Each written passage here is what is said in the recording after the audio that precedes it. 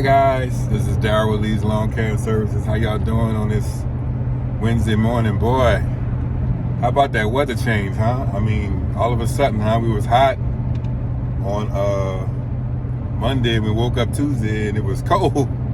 And it's cold today and it's gonna be cold for the next, I think for the whole rest of the week they was talking about. So go figure that, man. How ironic is that? That weather changed like instantly.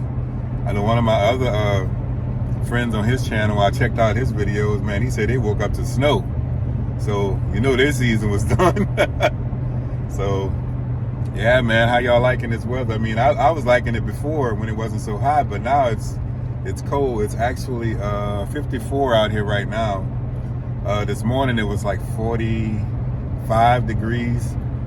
I had to get up this morning and walk my girlfriend out so she can go to work, because she go to work for 5 a.m. So she leave the house about 4:20, something like that.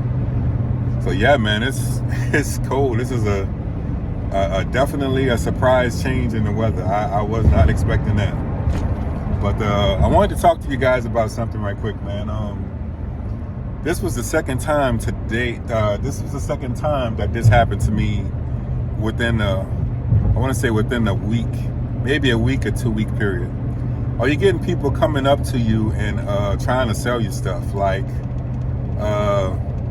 they try to sell you a blower, or try to sell you equipment, try to sell you rings and watches and stuff of that magnitude, man.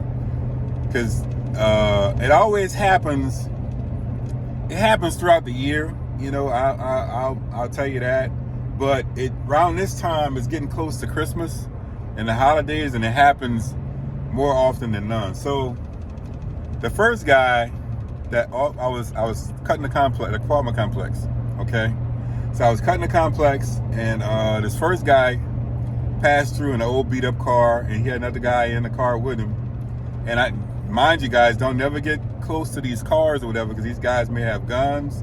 You don't know what they may have, you know. So don't get close to these cars. Speak to them from a distance. And that's what I did. This guy was in the street. I was on the sidewalk, and we're kind of not yelling at each other, but we were kind of talking. And he was like, yeah, man, I got this ring I'm trying to sell, man. Do you have anything? Because as soon as you go in to get some money to buy something or whatever, they see that they can rob you, they can shoot you, they can do whatever they want to you. So don't leave yourself open to that possibility, man. Don't do that. Talk to them guys from a distance. In my opinion, tell them no thank you. You know, I appreciate it, but you know, most of the time I tell them I don't have nothing, you know. And I say, man, I don't have nothing. I'm working, trying to make something. I don't have nothing. And I'll tell them that, hey, I don't have anything, man. I'm you know, so this one guy, he drove up and he's like, man, I'm selling this ring, you know, I just need a few dollars, blah, blah, blah, you know. And I'm like, I don't have anything, man. I can't do anything. Oh, okay, you know. And these was Arabian guys, two I never seen them. Well, you know, you never see a lot of the people that you talk to, but you kind of get a feel for what's in the community, and they just looked out of place.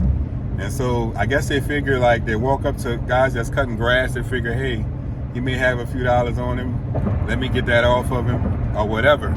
So like I said, I never tell these guys anything, man, anything. And you got to be careful too, because sometimes they'll send their kids out up to you, and your guard is more down with the kids than with an adult, you know. And you got to be careful of that, you know. Now, I bought some candy for 2 kids that same day. Actually, I was still cutting the complex, and I saw the 2 kids come out of the house across the street. And they had the boxes of World's Finest chocolates, you know, what they sell. And so I bought some candy from them, because I seen them come out of the house, and I knew that they were, you know, honestly trying to sell the candy, you know, for the candy drives for the schools and all. I mean, we all know that, because you got kids, and you know that's what they do, you know, to raise money for the kids and do different things for the school, you know. So that's what they do. But yeah, that was the first guy that did that. Today, at the gas station today, And I'm telling you, you cannot judge a book by its cover because you never know who you dealing with. I used to cut a mansion for a guy that looked like a bum. This guy dressed like a bum. He did that purposely because he didn't want nobody to know who he was and what he had. This guy owned insurance companies. This guy had a lot of money. This guy would pay me in cash. He'd have rolls of $100 bills in his pocket. He just peeled my money off. This guy had some serious income, but he dressed like a bum. He rode in the most beat up car that you could find. I'm telling you, this you never know. So this guy today came. I was at the gas station filling up, and this guy was driving I think it was an Infiniti car. It was a clean ass car with had a little girl in the back. She was dressed up nice. He was dressed up in a suit. I mean, not in a suit, like a nice shirt and tie, you know, blue shirt, tie, very professional business looking guy. And this guy had a black Onyx ring he was trying to sell because I could see it. And he came by me and said, "How you doing?" And he didn't speak English too good, so he wasn't from here, you know. So he said, "Good morning, good." You know, he had that funny voice. I'm like, "Hey, good morning." So he was on the other side of the gas pump, you know, but he still was a little distance away from me. He said, "You know, I'm trying to sell this ring, right? All I need is $20. And I told him no. I said, "Nah, man." I said, "I don't have anything." I said, "I'm gassing up. The little money I got, I'm putting it in the tank." He's like, "Oh, okay, man. All right." He drove off. But I'm telling you, this guy looked clean. I mean, that's why you can't judge a book by its cover, man. You cannot judge a book by its cover. You never know what some people are going through and what they're dealing with. When me and my son, I think this was last year, we was cleaning out the crack property. I don't know if I shot a video on that when we went there and cleaned that place up. When we was cleaning out the crack property, and they had all these crackheads coming in and out of that property, which is very dangerous. And this guy came in there, and I'm telling you, he was clean. You know, had nice jeans on, nice shirt, had his backpack on, everything. You could not tell this guy was a drug head, man. You just can't tell. And I'm looking at him, I'm like, well, goddamn, you know, if I'm thinking to myself, and I'm a guy, and this guy is nice looking, I know females are looking at him like, that's a nice looking ass man, you know, and they may date him or go with him, but the guy was a drug user, was a drug head, you know, and you would have never known unless you truly knew him. And this guy was coming in and out of that place. We had to put him out quite a few times because I'd call the police and they'd go through there and they'd run him out. And they'd stay going for a couple hours and then they'd come right back, you know, until they wound up demolishing the properties because they had to tear them down. It was just too bad. You know, they wound up demolishing all the properties. And I still go by there and cut the lots, and I was supposed to go by there and cut the lot. I went by there twice and I couldn't even get in the gate. And so I had to let the owners know, hey, I don't have keys to the gate. I can't get in to do my job if I can't even get in to get in the gate. So she's gonna, you know, work that out for me. That's one of the other odd jobs that I got, you know, during the cold season, to cut that grass over there. But I need the keys to get in. But man, the moral of this story, you cannot judge a book by its cover, man. You don't know who's out here, what you dealing with. I'm telling you, they could be clean cut. This guy was driving a beautiful car. He had a girl in the back, like a kid, like he was taking his kid to school or something. That's what it looked like, man. This guy stopped, and it was a black Onyx ring. This ring it looked like it was very, very expensive, you know, very expensive. And he needed $20, you know, and I told him no. I told him no because I'm a believer in energy, you know. That's just my belief. I'm a believer in energy. It's like sometimes, now he could go to the pawn shop and pawn that ring and get some money from the pawn shop, honestly. Because, I mean, if you need money that bad, that's where you go if you need it, you know. But I wasn't about to sit there and do that because I feel like, you know, just my opinion, he might not have stolen it. I don't know. Because he was clean cut. He might have just was selling it. I don't know. But I'm always feeling like when you get stuff like that off the street from somebody or something, they did some immoral way to get it, possibly. and that energy is transferable, because in your mind, you can't tell me. That's just how I was raised. Subconsciously, my mind's gonna tell me, hey man, that that's not right. That's immoral. Just get rid of it. Don't even buy it. Don't even entertain it, because I don't want to take the chance of that energy rubbing off on me and giving me bad luck for the rest of the things that I like to do. Because hey, God's been good to me. Y'all know God's been good to me. I've done the videos. I've showed you where He's been very good to me. He's given me equipment. He's done all kind of things. I've got extra money from different stuff.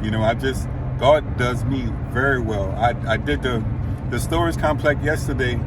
The lady had asked me a while back to cut a path and clear off her gate. So I went and did that yesterday because I had time to go do it. And I did that and I cleared it off, and I charged $65 for the job.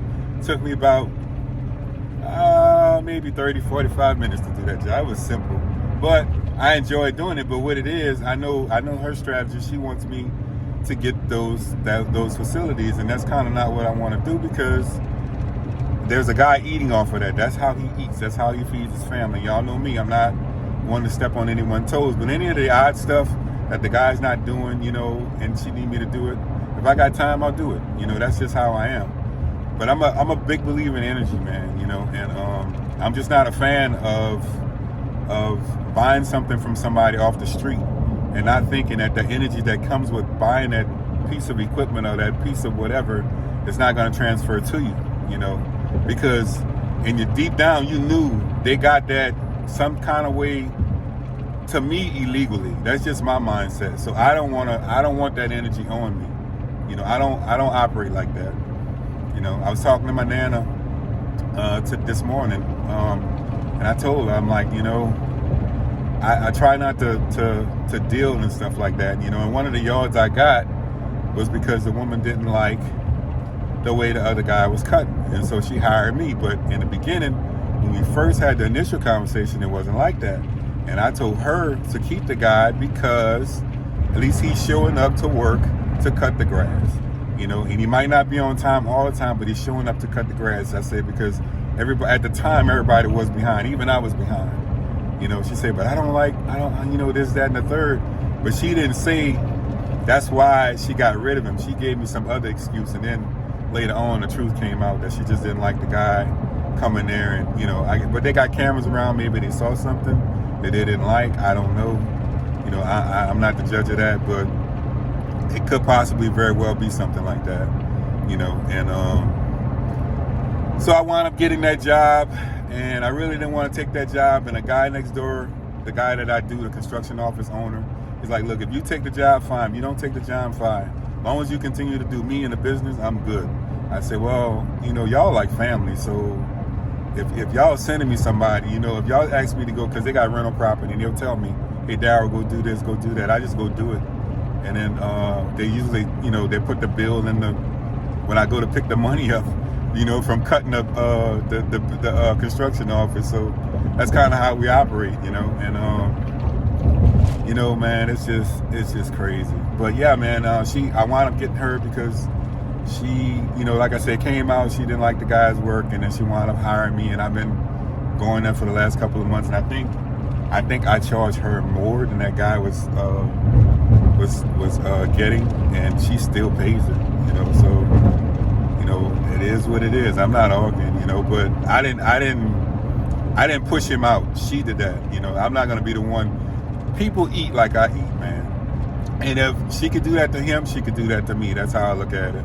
Because I think that we all have similarities in what we do, but we do things a little different. And sometimes some work that we do comes out a certain way, and sometimes it leaves a good impression on people. And that's kind of what it was. But I'm not gonna keep it that long, guys. I always do these long videos, but I do these videos because I enjoy doing them. And if you're enjoying watching them, I'm gonna continue to do them. I do it for me because sometimes I go back, I look at my videos, and I be like, man, I've come a long way from where I was to where I'm at. So I'll catch you on the next one, guys. Peace out, love you. Stay safe, man. Stay safe. Don't let these con artists get you. Because they will get you. And they can put you in a situation that could be very, very compromising. Don't let them get close to you either. Keep them guys at a distance, man. Love y'all. See y'all later. Bye-bye.